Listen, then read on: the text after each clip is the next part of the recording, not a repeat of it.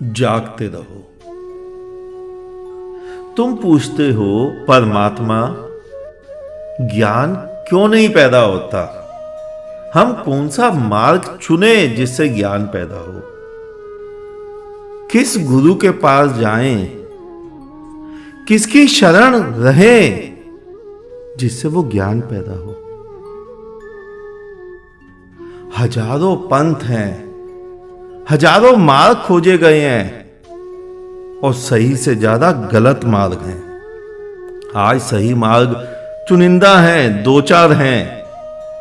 शायद तुम भी उस मार्ग को खोज लो, स्वयं खोज लो।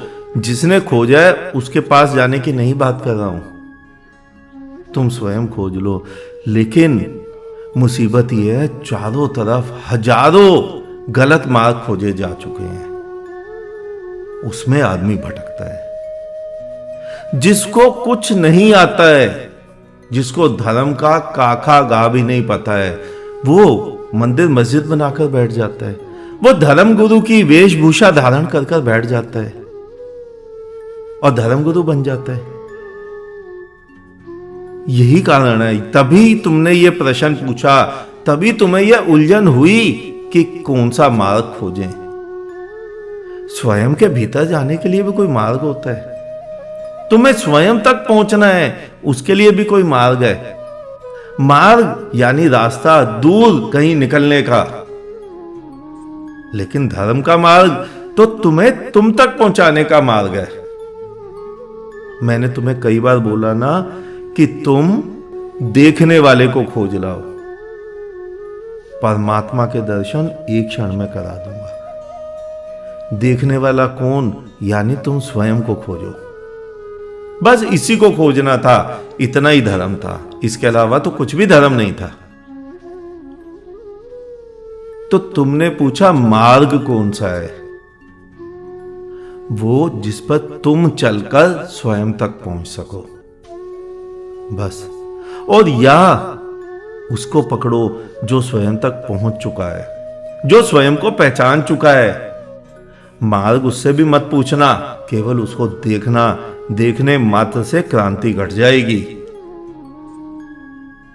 केवल देखने से तुम उस मार्ग पे चलना सीख जाओगे, उसकी मस्ती देखने से तुम उसे पहचान जाओगे।